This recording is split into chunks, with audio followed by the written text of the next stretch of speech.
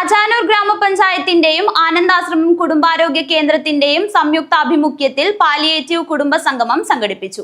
Panchayat president ശോഭ ഉദ്ഘാടനം ചെയ്തു. അജാനൂർ ഗ്രാമപഞ്ചായത്തിന്റെയും കുടുംബാരോഗ്യ കേന്ദ്രം ആനന്ദാശ്രമത്തിന്റെയും സംയുക്താഭിമുഖ്യത്തിൽ പാലിയേറ്റീവ് കുടുംബ സംഗമം സംഘടിപ്പിച്ചു. അജാനൂർ ഗ്രാമപഞ്ചായത്ത് വൈസ് പ്രസിഡന്റ് കെ സബീഷിന്റെ അധ്യക്ഷതയിൽ പഞ്ചായത്ത് പ്രസിഡന്റ് ടി ശോഭ ഉദ്ഘാടനം ചെയ്തു.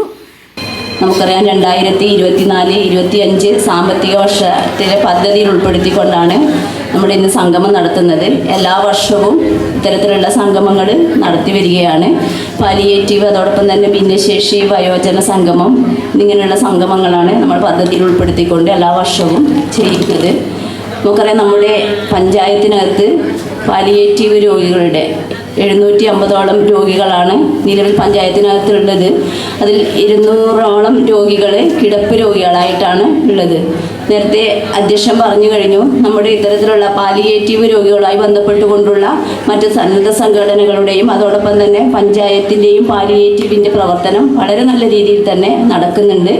അലോപ്പതി, ആയുർവേദം, ഹോമിയോ എന്നീ ഇതൊക്കെ ഉൾപ്പെടുത്തിക്കൊണ്ട്, ഡോക്ടർമാരുടെ സേവനങ്ങളൊക്കെ ഉൾപ്പെടുത്തിക്കൊണ്ട് വീടുകളിൽ രോഗികളെ സന്ദർശിക്കുകയും അവർക്കൊരു സാന്ത്വന പരിചരണം നൽകുക എന്നതാണ് ഇതിലൂടെ നമ്മൾ ഉദ്ദേശിക്കുന്നത്. സ്റ്റാൻഡിംഗ് കമ്മിറ്റി ചെയർമാൻമാരായ കൃഷ്ണൻ മാസ്റ്റർ, മീന, ഷീബ ഉമ്മർ, ബ്ലോക്ക് പഞ്ചായത്ത് മെമ്പർമാരായ പുഷ്പ, ദാമോദരൻ, പഞ്ചായത്ത് മെമ്പർമാർ, IMA president doctor Sasidhara Rao, doctor Nisha, Shiji Sekhar, doctor Dhanesh, doctor Anilkumar, Sameera, Srinivasan HI എന്നിവർ സംസാരിച്ചു.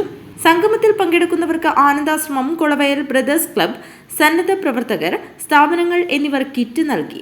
പാലിയേറ്റീവ് തലത്തിൽ പ്രവർത്തനം നടത്തുന്ന പഞ്ചായത്ത് തല പാലിയേറ്റീവ്, കനിവ്, സേവാഭാരതി, PTH എന്നിവരുടെ പ്രവർത്തകരെ ആദരിച്ചു.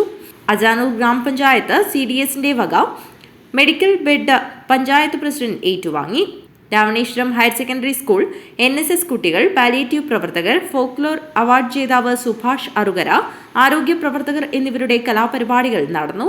News bureau, Kanhangad.